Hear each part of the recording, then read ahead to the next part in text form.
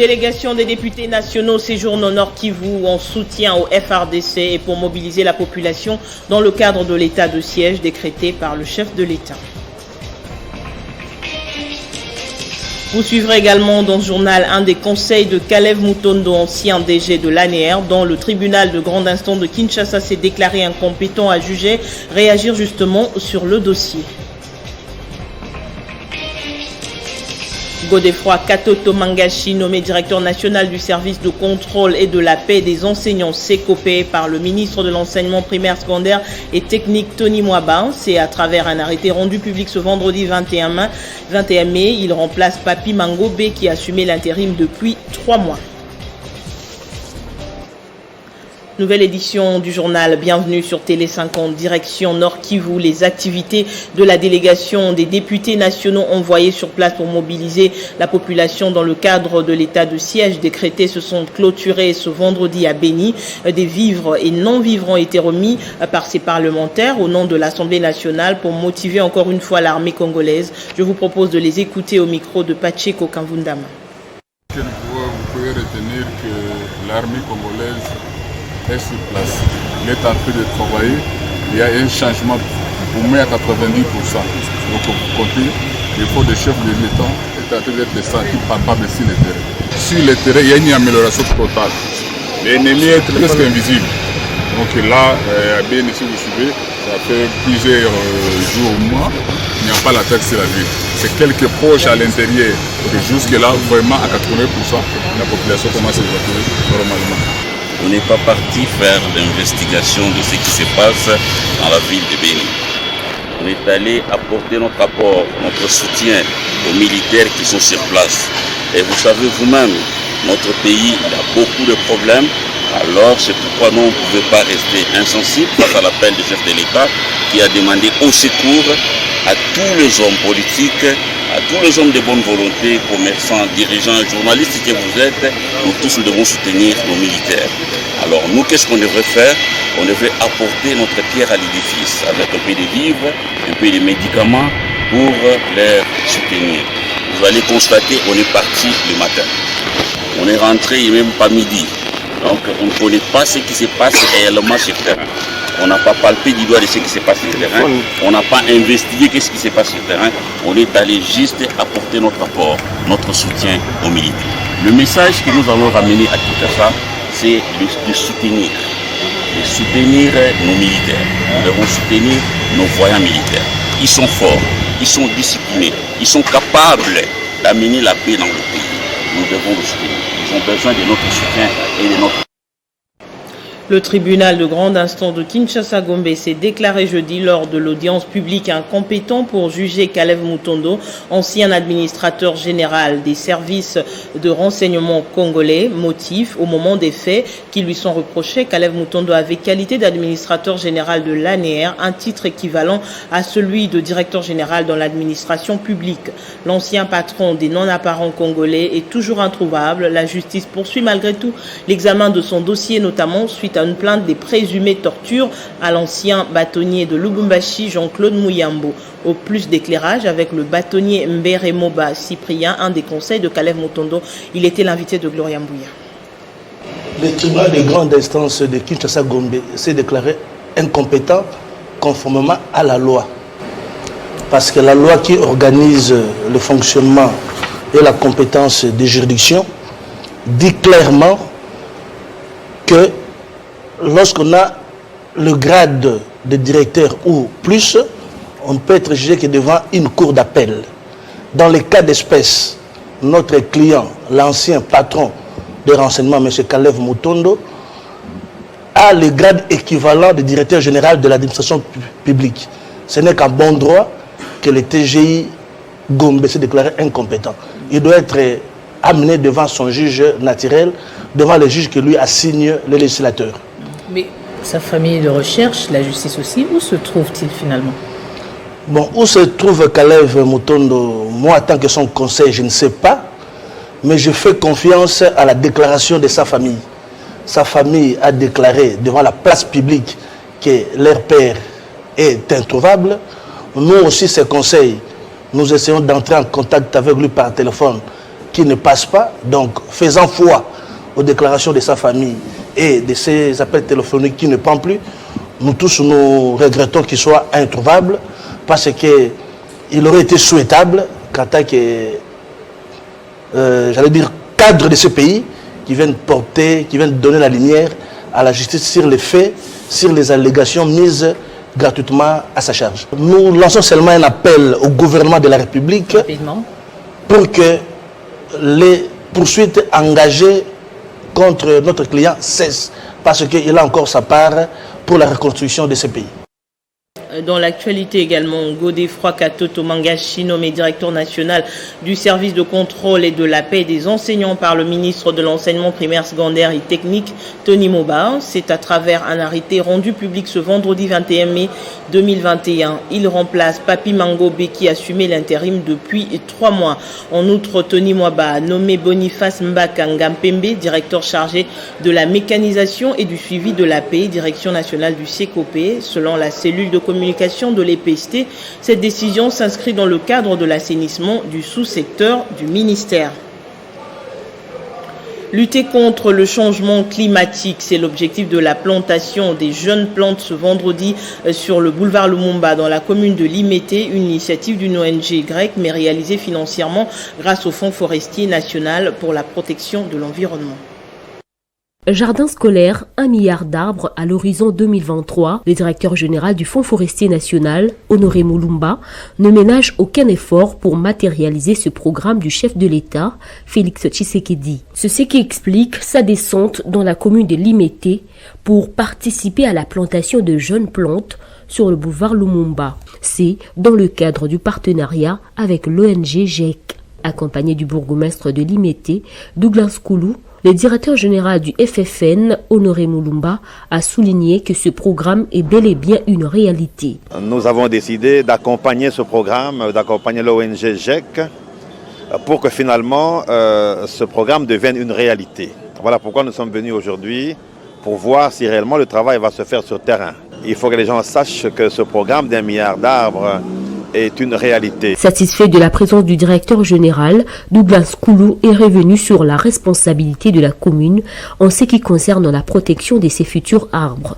Les fonds forestiers, ce n'est pas pour la première fois, il faut le souligner, au travers l'ONG GEC a accepté d'accompagner, n'est-ce pas, le reboisement du boulevard Lumumba dans un premier temps à Limete.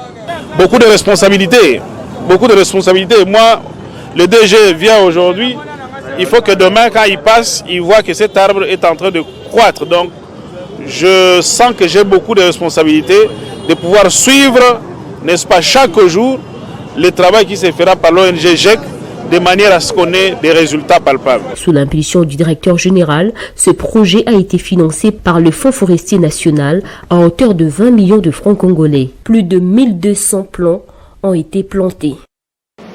Dans la province du Lualaba, le gouvernement poursuit ses travaux de lutte contre les érosions qui menacent les habitations. Le quartier latin de Kolwezi, dans la commune de Manika et plusieurs avenues du coin sont en pleine réhabilitation. Regardez.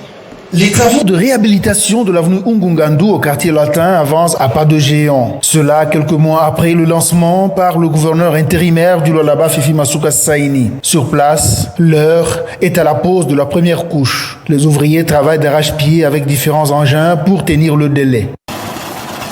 La construction de drains de part et d'autre de cette avenue se poursuit normalement pour sécuriser la voie. Cet ouvrage vient désenclaver cette partie de la ville de Kolwezi où plusieurs habitations étaient menacées de disparition à cause de plusieurs têtes d'érosion. Voilà qui justifie la joie de la population.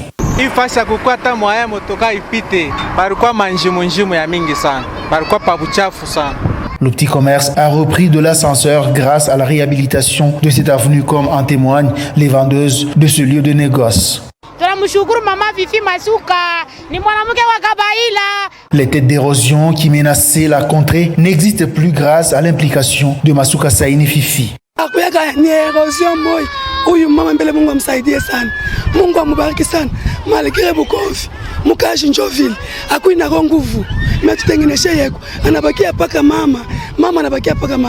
Long de plus de 2 km, cet ouvrage va désengorger la route nationale numéro 39 qui passe par le rond-point Mwangeji, ce qui va assurer la fluidité du trafic. L'ONG ELCOS a effectué une tournée dans plusieurs territoires dans l'est de la RDC pour assister les personnes démunies. À Massissi, les personnes vulnérables ont reçu quelques dons, une façon pour la coordonnatrice Odiane Lokako de les réconforter. Après son atterrissage à l'aéroport de Goma au Nord Kivu, Odiane Lokako, coordonnatrice de l'ONG ELCOS, a effectué 25 km de route jusqu'à Saké dans les territoires des Massissi, à la rencontre de la population du coin, particulièrement les personnes vulnérables. Une fois sur place, cette catégorie des personnes, pour la plupart victimes des violences sexuelles, n'ont pas caché leur joie, exprimée à travers des cris de joie et des pas de danse, exhibés en compagnie de leurs visiteuses. Après l'acte de charité posé en leur faveur, Odiane Lokako a invité cette population à demeurer forte face à l'insécurité qui prévaut dans cette partie du pays. Même exercice dans la commune des Katinde à Goma Centre, où Odiane Lokako a également effectué sa visite au site d'accueil ELCOS, où sont gardés les orphelins déplacés des Lituri et des Béni. Il a milité. Plus que 21 jours nous séparent du coup d'envoi de l'Euro 2021. Les amoureux du ballon rond congolais qui sont abonnés à Canal+ auront la chance de suivre toutes les rencontres de cet Euro grâce à un nouveau décodeur à la formule Access. L'un des diffuseurs officiels des grandes compétitions du monde, Canal+ balise déjà les chemins pour ses abonnés qui devront suivre en qualité HD l'Euro 2021 qui se jouera du 11 juin au 11 juillet. On va passer aux questions-réponses. Ce vendredi, Canal+ a lancé une offre promotionnelle dont les kits est à $10 à la formule Access pour ceux qui ne sont pas encore abonnés. Nous avons décidé de leur faire une offre promotionnelle, donc notre matériel sera à partir de $10 à la formule Access en fait dès aujourd'hui. En fait, pour toutes les personnes qui veulent profiter de la compétition, en fait aujourd'hui si elles achètent leur matériel, elles vont pouvoir l'acheter à partir de $10. Donc ça c'est la première des choses. Et la deuxième des choses, à partir du 1er juin, pour les personnes qui ont déjà un kit, donc des personnes qui sont déjà abonnées aujourd'hui, même si aujourd'hui elles n'ont peut-être pas les images, mais si elles se réabonnent, ce qu'elles vont avoir, et surtout si elles le font à la formule supérieure, c'est-à-dire qu'une personne qui était sur Access et qui se réabonne à Évasion, elle va avoir Évasion Plus, donc la formule à $40 pendant 30 jours. Toutes les personnes qui sont à Évasion Plus passeront à la formule Tout Canal Plus pendant 30 jours.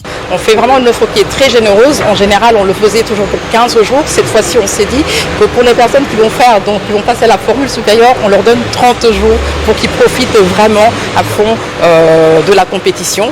Je rajouterai en fait que la différence, pourquoi est-ce qu'on choisirait de regarder l'Euro chez Canal+ plutôt qu'à la compétition, c'est le fait qu'on a non seulement une promesse antenne qui est au top, et on a aussi une promesse éditoriale qui est vraiment géniale et tout. Repoussé d'1 an, en raison de la pandémie à Covid-19, l'Euro 2021 se jouera dans 11 pays au lieu des 12 prévus. On passe au rappel des principaux titres. Une délégation des députés nationaux séjourne au Nord Kivu en soutien au FRDC pour mobiliser la population dans le cadre de l'état de siège décrété par le chef de l'État.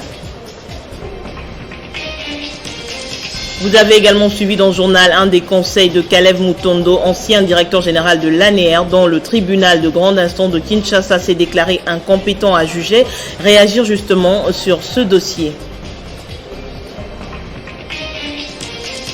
Godefroy Kato Tomangachi, nommé directeur national du service de contrôle et de la paix des enseignants sécopés par le ministre de l'enseignement primaire, secondaire et technique Tony Mwaba. C'est à travers un arrêté rendu public ce vendredi.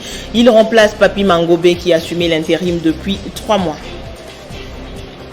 Merci à tous de votre attention. L'actualité continue sur votre chaîne. Excellent week-end.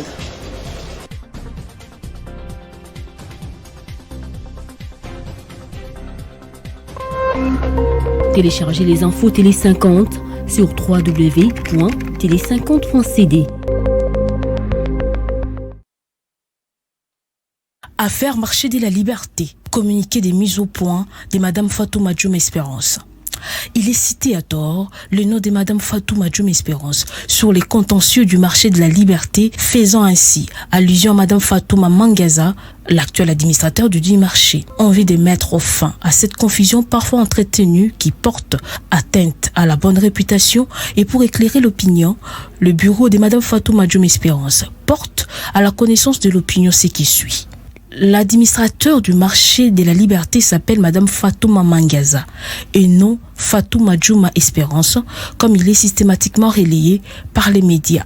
Madame Fatouma Djoum Espérance n'a jamais occupé des fonctions d'administrateur du marché, encore moins d'une autorité du gouvernement provincial de la ville de Kinshasa. Il invite donc la presse à tout analyste qui exploitera l'information liée au marché de la liberté de faire ses distinguos en vue de ne pas induire l'opinion en erreur et encore moins de porter atteinte sur la personne de Madame Djoum Espérance. Ainsi, fait à Kinshasa le 20 mai 2021.